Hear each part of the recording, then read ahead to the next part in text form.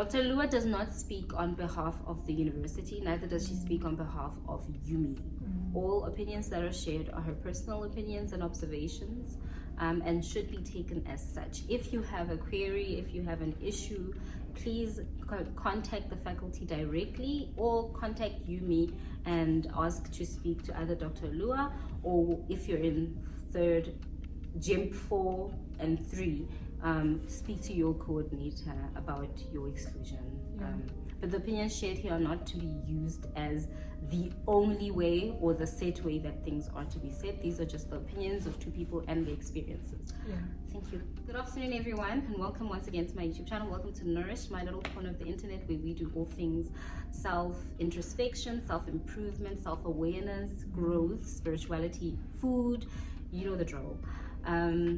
Today's video is a little bit special. I think you're our first guest on the channel. This here is our very first and special guest, Dr. Lua, who is our academic coordinator for GIMP 1 and 2 at WITS, which is under UMI. UMI is this unit that oversees academic issues for those years. It also goes up to 3 and 4, but today we'll just be focusing on 1 and 2. And Dr. Lua was a medical student here as well, which gives us a really, really nice overview and perspective of the system and of her experience, because not only is she now in management, but she also went through the same experiences to some degree. So yes, that's who we'll be interviewing today, and she'll be talking all things academic exclusion, which is a heavy topic, but you guys have asked, and so I am delivering. Let's start first by introducing you. Okay, walk us through how you came to be where you are now. Who is DINA Ruth Lua? Where is she from? How did she get into medicine? DINA Ruth Lua is a Ugandan South African.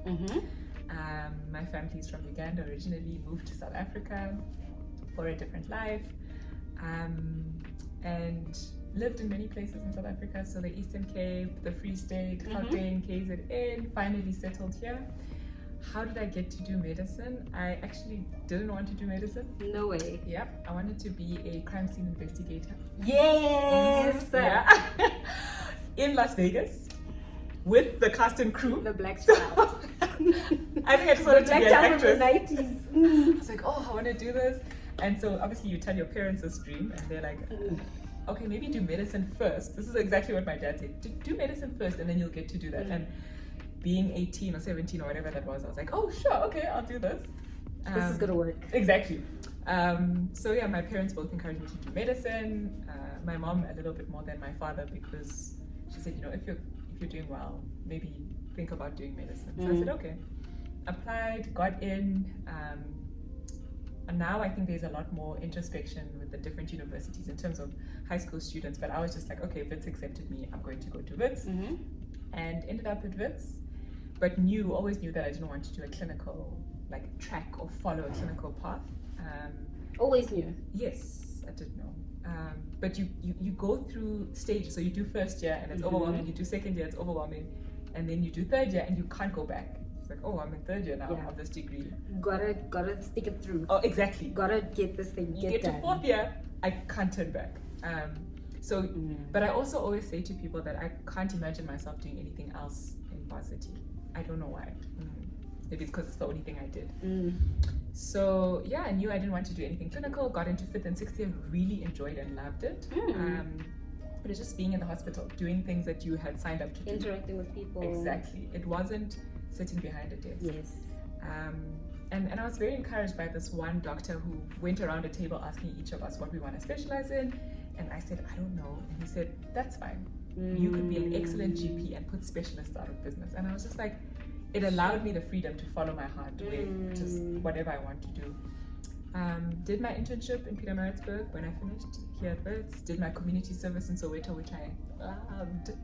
And Soweto Bara? Lillian and Goy in the clinics. Okay. So Lillian and Goy, I was in Pimville Clinic, I was in Orlando West and East. Sure. And I was in a clinic called Jabulani, which is next to Baking Blankeni Hospital. So yeah, I roamed around a little bit, and then it was, what do you want to do? What will fulfill you? And one of those things was teaching, and so I came back here and asked if there was a post for me just to do tutoring. And at the time there was a lecturing post available, and they said apply for that, and I applied, and that's how I got into WITS again. Wow. And then 2020, before the pandemic, the academic coordination of GEP 1 and 2 became available, the post. And it was great because I think I got to a stage where teaching of clinical skills became repetitive, and I was wanting something new. There was a bit of an itch, and so I was encouraged by my now director to apply for this job, and I applied for it in 2020 and got the job, and that's how I got into this. So I think 2 days ago somebody asked me, how do you get into academia?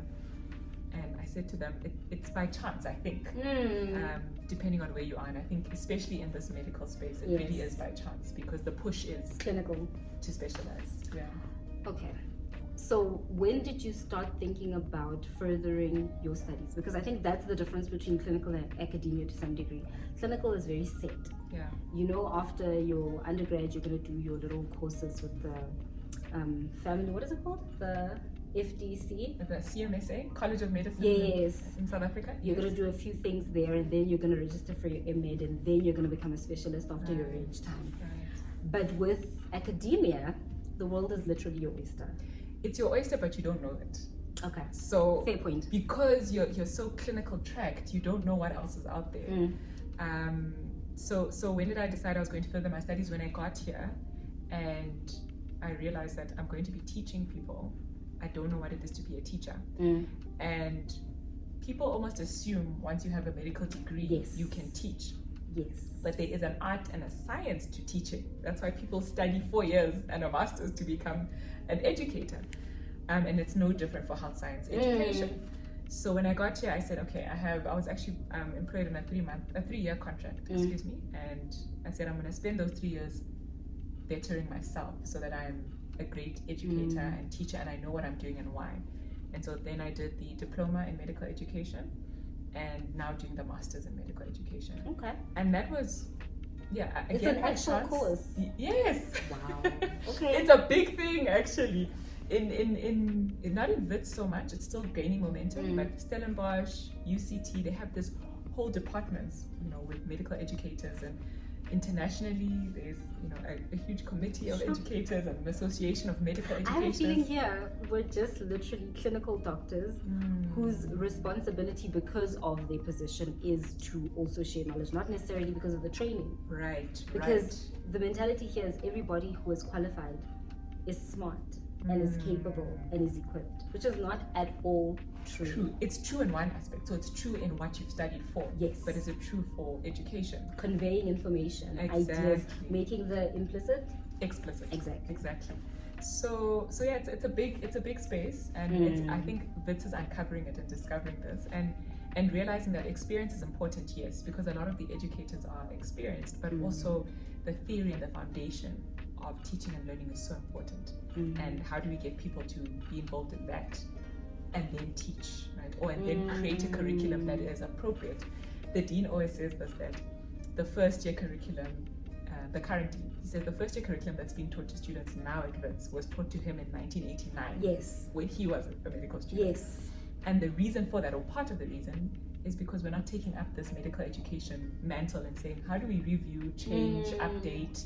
How do we say, if you're a medical doctor, or if you qualify as a medical doctor, maybe you don't want to do the clinical track, maybe you want to be a teacher, how do we get you into that space and develop it? So pathologist, virology, forensic anthropology, which is what you wanted to do initially. Goodness, yeah. It was what we all wanted to do. Nancy Drew did us in. Yeah. Trust me, I know the story. So it was by chance, but then I discovered that there was this whole world, this oyster. But not just this oyster, I think there are multiple oysters that the medical degree sets you up for that you just don't know. And you fall into them, but hopefully we can create a space where people know them as well. What is your favorite genre of music? I like all music. There was a time when music? Yes, as long as it's good. Okay. Right? So if I can connect with a song, if I feel it, it can be a country music, a country song, it can be a classical song, it can be R&B, as long as I'm feeling it. There's no particular genre that I'm like, this one is the, Okay. And what did you want to be when you were 5? I know what you wanted to be when you were 18, but when you were 5, what was the thing? I don't know, but I liked to create worlds. So maybe, I don't know, a writer or An a explorer. playwright, or maybe something like that. Yeah, an explorer. I was a bit of a, like, I was happy with my own company. I was happy to create things and have imaginary friends and. At 5 in a black hole. Yeah. Wow. This is in the 90s. Yes, this is Eastern Cape 90s. I remember Eastern Cape, even worse. I remember sitting out in the backyard and I would have my own little, just my own world. And so I don't know what that would have been, but it was always creative. What I would have wanted to do, it always had to do with creating. Wow. Yeah. And then, okay, last 2 questions. Oh, okay, let me make them 3. Yeah. What would be your dream travel destination? Like, if money was not an issue, time off was not an issue, anything, Mars, anyway, what would be your dream travel destination? You have a week. Oh my gosh. I think South Korea. Interesting. Yeah. And or Japan, if we can fit that in. I mean, they're in the same neighborhood. Yeah, I'm very interested in, so I like going to places that have culture. And the East is very, very cultured. Yes, Africa, the East, South America, that deep culture which is enriching. And that's not Anglo-Saxon, that's not English speaking, because I think there's so much that we miss with the English. So South Korea, just because I love culture, I'm interested, like intrigued by their culture. And the fact that they've been able to preserve it. Yes, and continually preserve it wherever they go. And also I just like, I don't know, just like Asian stuff.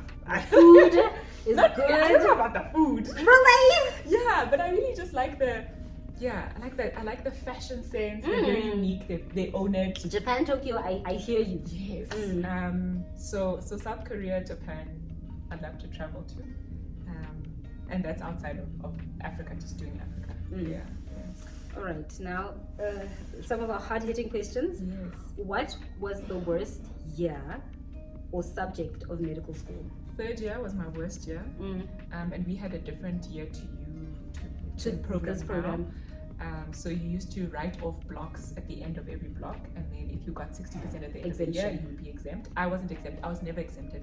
Never. I wrote every single exam. I wrote every exam. You know, I love, but I understand the disappointment and the trauma of it all. I was never exempt, and I always say that to students. I always say I was never exempt, and if I can make it, you too can get through this program. So, yeah, my worst year was my 3rd year, because it was just so new. I mean, coming out of 2nd year, yes, that was also new to 1st year, but you're cutting up cadavers, you're learning physiology, you're learning more med, so it was interesting. 3rd year was overwhelming from the beginning. Your PCMH1, or it was called PCMS then, and it was all these new concepts, and I was struggling to integrate them, I was struggling to connect them, and next thing I know, it's the end of the year, and I don't have 60, and I'm writing this exam where my whole year career depends on it. So 3rd year was the worst. I ended up writing the exam. Even in 4th year I wrote the exam, but at least when I went into the exam, my mark was better then. I didn't need like 100% or whatever to pass. I was used to the system a little bit. Yeah, that was the question. Which was the worst year? 3rd year. Worst subject? I don't know. I think just the whole year. Every throw the year away. Yes. We didn't add, let me just add, we didn't have clear tracks like you guys have now. So I think we did sort of have tracks, but it was a little more integrated than now. So I wouldn't say farm or micro. It was just, the year was just rough. Sure. Yeah. And if you were to pass on, God forbid, what do you want to be remembered for? Wow. It's a big question. Yeah. Maybe creating spaces where people feel free, where people feel like they can be authentic and be themselves. So basically the fight of black people for all time. Yeah, if that's what the fight, yeah. I want to be remembered for that. Like, oh, when I was with her, I felt like I could be myself. I felt like I could be free. I felt like I could be comfortable, authentic. But that's a deep question. That's a big one. Okay. That's the end of our get to know you session. Nice. I think we know you a little bit better now. You can trust that she's going to give you the right information. And so basically, to start it off, let's talk about how big, And I don't know if you'll be able to answer all of these questions, but how big of a problem is academic exclusion at WITS? Okay, so I think... In our faculty. I think WITS is too broad. Yeah. Obviously, that kind of information none of us are privy to, but in this faculty. So I'll speak on the medical program. I'll speak specifically on years 3 and 4, but I'll also touch a little bit on 1 and 2. So years 3 and 4, I think exclusion is... the rates, I would say, are about maybe 5%, 5-10%. People are trying to keep the student at this stage, I would think, because we know how far the student is at this stage. Also, the student has been through first and second year, which are kind of vetting years. I don't want to use that word. So maybe you're 5%, maybe below 5%, I'd say in years 3 and 4, which is GEMP 1 and 2. In first and second year, I think the exclusion is very high. The rates are very high. And the reason I say that is they do use those years as like benchmark years. Can you make it in this program? And if you get through first and second year, then they say, okay, maybe you can get through the entire thing. Exactly. So I think it starts high in first, second year, and then it starts to wane and gets really low in your clinical year. So your fifth and sixth year, it's quite low. And if I were to put a figure on first and second year, I'd say maybe like in 10-15%. So about 30 students will not make it. And as I said, in third year, we do have graduates coming in, but the assumption is that they are strong enough to have proved themselves in their other programs, so they're strong enough. They have been vetted for. Exactly. So I think it starts really high and starts to dwindle as you go further. But it's not impossible to be excluded in any... It's not. Yeah. It's not impossible, yeah. Who gets excluded? Okay, so there's an N+2 rule that we have at the university. And N+2, N stands for the number of years for the program in total that it takes to complete the program. So 6? So for medicine, it's 6 years. And then +2 means that you can have 2 extra years to complete the program. So if you don't complete in the 6 years, you can complete it in the 8 years. So that's the rule. Students who go over the N+2, so who go, if we readmit them, they'll be doing their 9th year or their 10th year of the program. Those ones are the students. You don't realize how long this thing takes until you get to this kind of conversation. That's crazy. Yeah. A decade. Exactly, to complete the degree, not to get into internship and work. So the N+2, those are students who are considered, and I don't want to say they get excluded. That's the rule, that's the regulation. But with some students, they've gone over that. Yes. So there's the N+2. N+20. Okay. And then there are students who, and I've seen this, don't fulfill the N+2 rule, but have failed in such a way that it skips some years. Yeah. So they're able to be forgiven. Exactly. And then students who just fail badly enough for them to say actually the +2 would be a waste of the student's time, or maybe even the resources of the university. We'd rather exclude the student at this point than wait for another 2-3 years before we exclude them. Yeah. So there are different points, but the regulation is N+2. Okay. Yeah. So basically, for 3rd and 4th and 5th, kind of works differently 5th and 6th year, but 3rd and 4th year it would be, your marks generally are below 60. Yeah. And then for 1st and 2nd year, for 2nd year 2, your marks are below 60, and then for 1st year, your marks are below 50. Yeah, but so we're also looking at if a student has a mark exactly like 40%, or they really are struggling, then you actually wonder, or maybe the discussion is had, should the student stay in the program, or are they better off going to another program and maybe fulfilling those requirements? Yeah. The next question is, I think a little difficult because you cannot speak for everyone. What is there to gain from the university perspective by excluding students, at least academically? The financial side makes sense. Right. It's resources. Right. But when a student is paying their way, they're not eating up anything outside of their own time from the university perspective, and they have a space. What is the benefit of saying we are asking you to no longer occupy this position? Yeah, so that's a good question. I think it would take me back to what are we becoming at the end of the day, or what are we helping to craft and mold and shape someone into it? We're doing that to make the person a doctor. And so I wouldn't really say the benefit to the university, but the benefit to the population is the university is entrusted with saying this person is competent and qualified to see patients. And if the student is not coping academically, would we want that student to go out and see a patient, manage a patient? Someone's life is in your hands, right? So that's the thinking, one of the thinkings that I would think behind an exclusion room. The other is, like you said, if a student is paying their own way, and they're not affecting the university at all, maybe there's a consideration that how long do you want to spend in this space, right? Maybe there's something else that you could do or that you may want to do, and get a degree at the same time. Someone can stay in this degree, like we've laughed about it, but 10 years, 11 years, 12 years, and come out with nothing. Let's say you get excluded at the end of 6th year or 5th year. Sure. So in a sense, it's benefiting the student to say, well, actually at this stage, maybe 8 years is a bit long. Move on to something else. So yeah, I think one of the main things is we're entrusted with making sure this person is competent, or these people are competent to be with patients. And what do we say competence is? There has to be some sort of standard. Line, where we say this is the line of competence. Maybe you're not meeting it. You can't meet it with where we put it, where the country has put it, where the government has put it, where the university regulations have put it. Actually, very interesting perspective. When somebody's excluded, from my experience and probably from the people in the comments, we don't really necessarily discuss the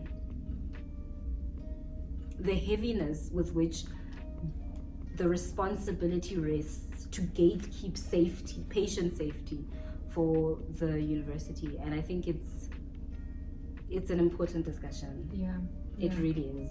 But you also can't think like that if it's never presented to you, right? No. So it's for the first 4 years, it's always just academics. Yes. So you don't understand unless you've been in the hospital and a patient has, one, like the worst has died at your hands, or two, has had to have a limb cut off because you put in the drip incorrectly, or has had to have a procedure done because of incorrect management. You won't understand it.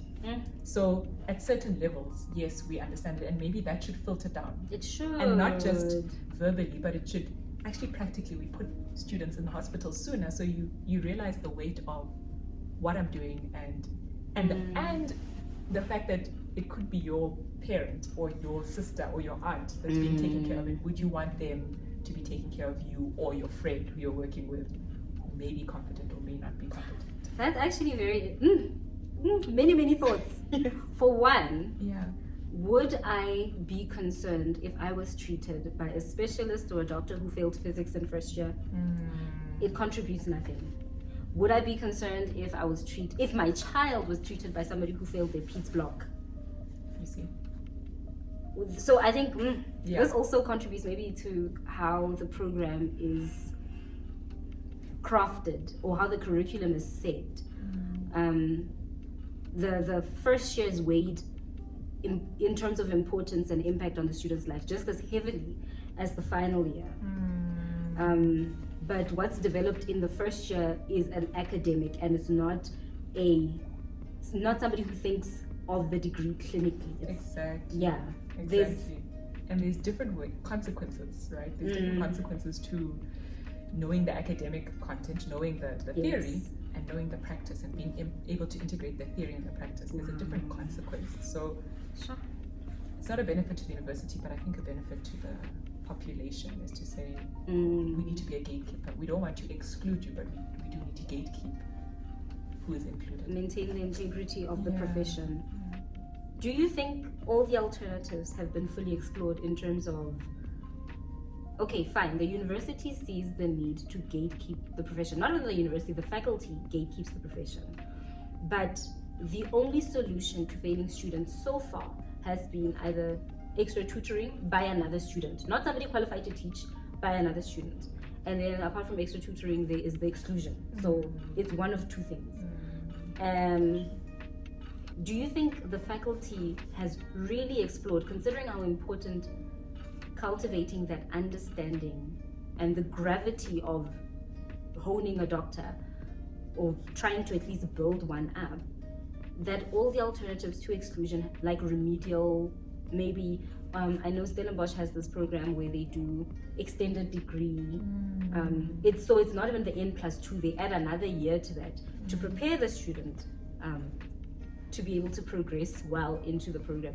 Apparently the pass rate for that is really great. Like by the 6th year, the student has done much better than the people who just got in straight. But basically, have all the alternatives to exclusion been explored?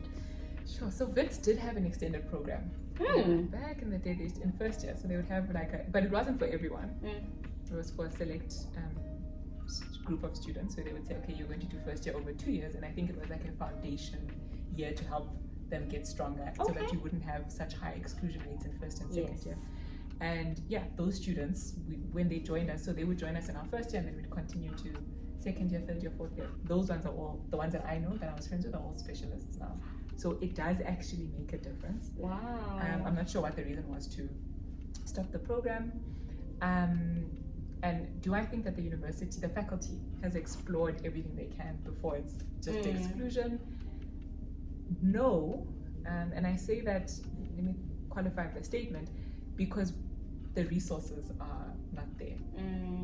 And if we had 100 students, maybe we could say, okay, we can have 1 tutor to 3 students, and if you're struggling, if you're not doing well, then we can see where you're struggling and help you with that. But when you have large scale number of students and lecturers and tutors who are working not just in the university but also in the hospital, joint appointees, then we have a decreased human resource. And so we almost, because of the large numbers and the need, the large numbers of students is to meet the need of the country to have more doctors. But there's a middle part that's missing there to help that group become the doctors that the country needs.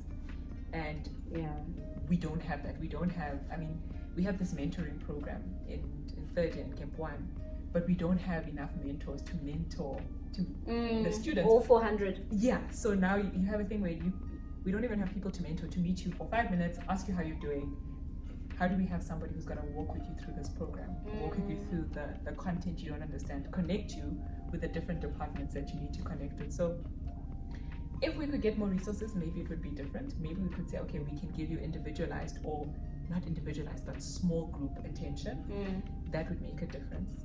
Because the students who need help are not the majority as well. Right. So you're not facilitating the service for 400, maybe for 50 or 90. That's a good point. That's a very good point.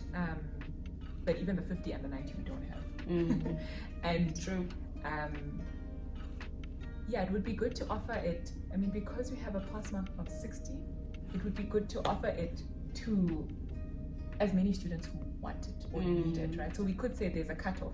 Don't come if you're getting 80. Don't come if you're getting 75. But if you're on 65, which is now 5% above the pass mark, maybe you should be interested in this. Come, we'll help you. And I don't know what numbers that is, students getting over below 65. So that we haven't explored as much as we could in terms of exclusion, in terms of student support before exclusion. Maybe it has been explored at higher levels. But it hasn't filtered down. Yeah.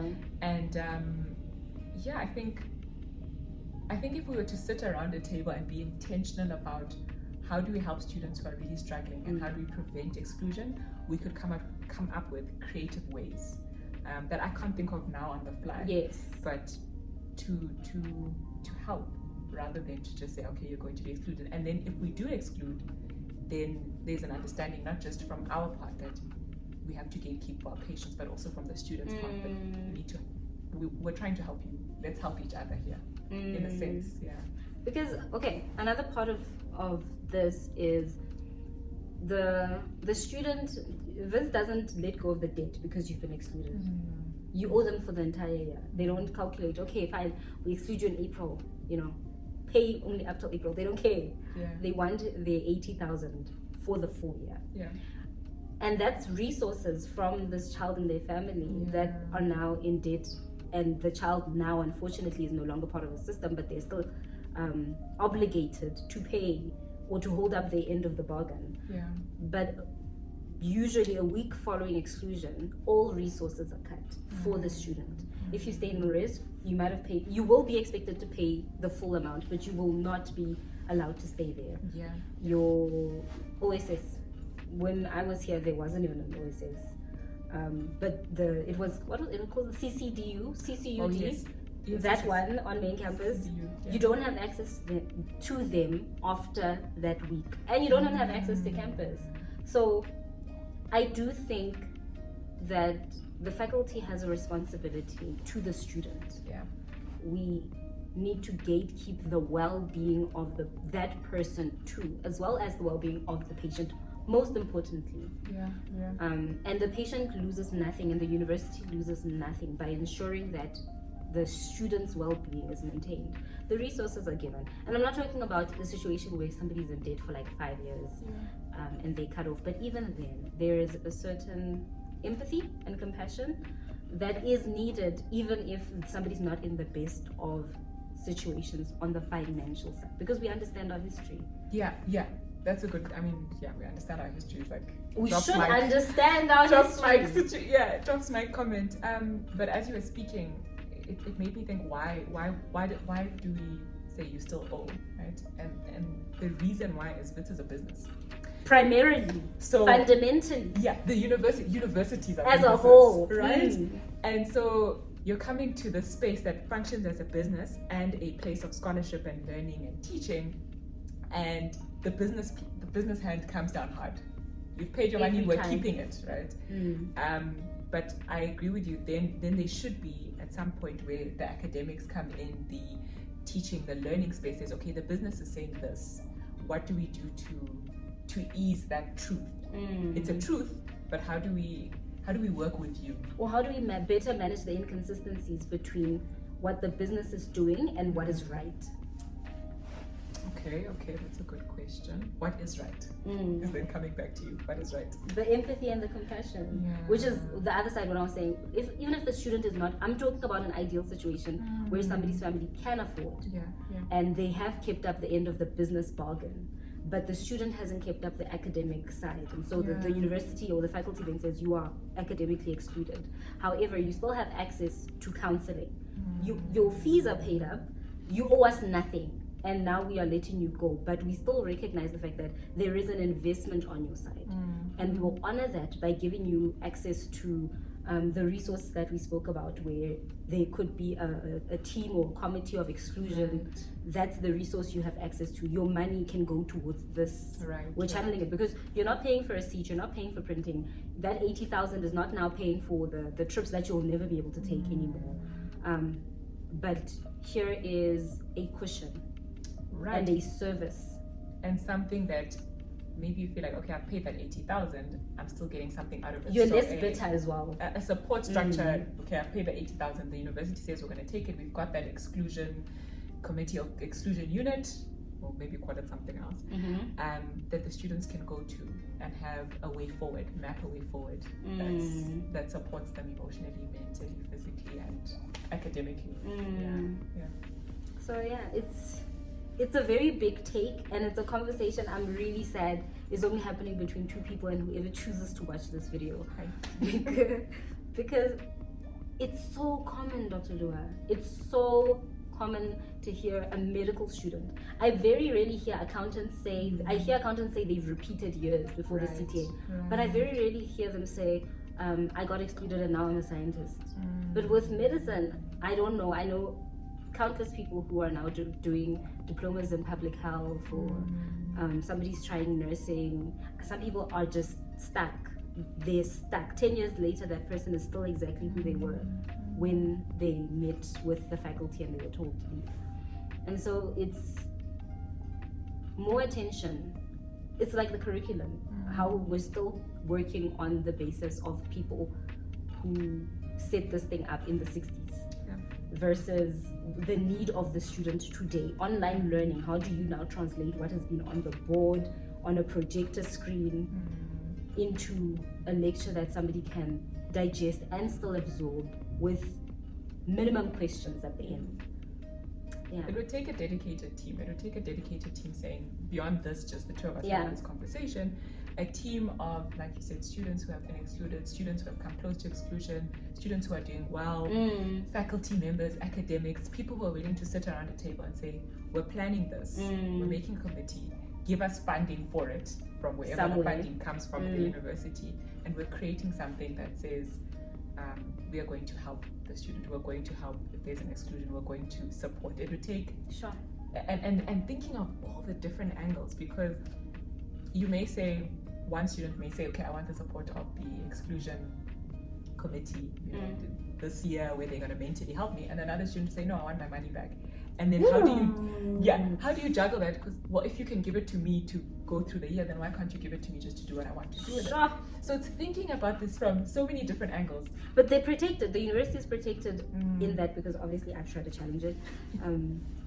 Once you've paid fees, you never get them back. My mother likes to, she treats university fees like lay-by, or black mothers.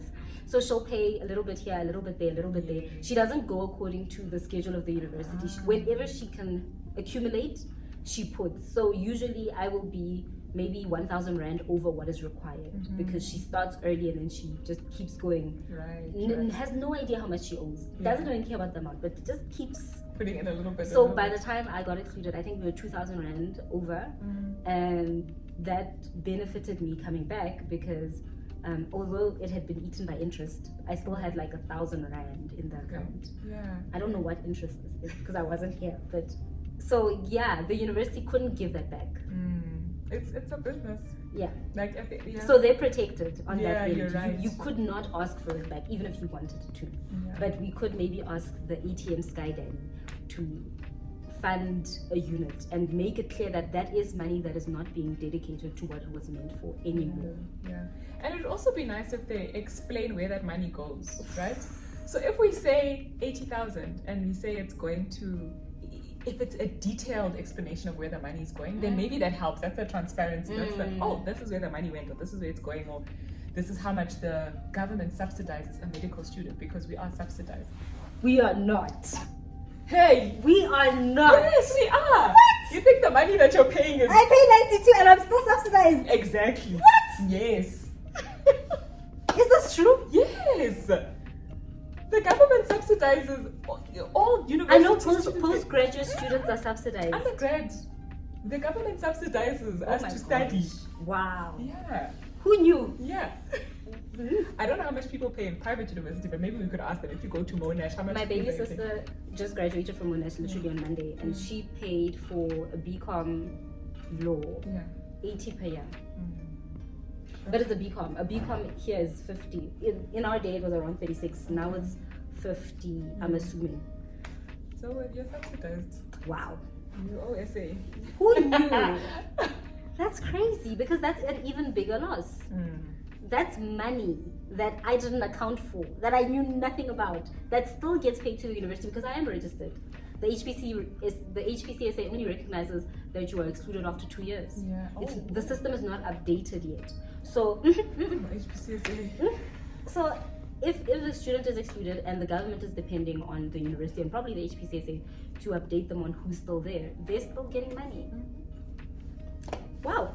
Great. See why I wanted to do crime scene investigation, like investigate and find out these things. Also in the medical space, hierarchy can be toxic. I don't like to use that word because it's so common now, but it can be toxic, and it can break, and it can put you in a place that you never recover from. You just keep going, and then it's perpetuated. You down. just keep surviving. Exactly. And then expect everybody else to survive. To be like that, oh, I did it, why can't you do it? Oh, I used to do this, why can't you do it? Everybody's heard that line. Exactly.